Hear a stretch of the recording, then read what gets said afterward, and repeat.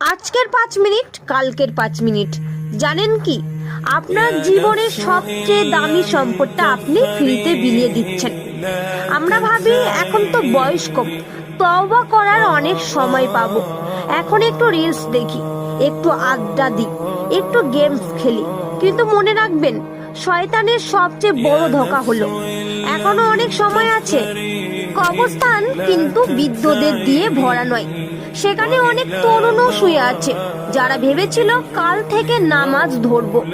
প্রতিটি সেকেন্ড যা ইবাদত ছাড়া পার হচ্ছে, কিয়ামতের দিন তা আফসোসের কারণ হয়ে দাঁড়াবে। আল্লাহর কাছে সময়ের হিসাব দেওয়ার আগে নিজের সময়ের হিসাব নিন।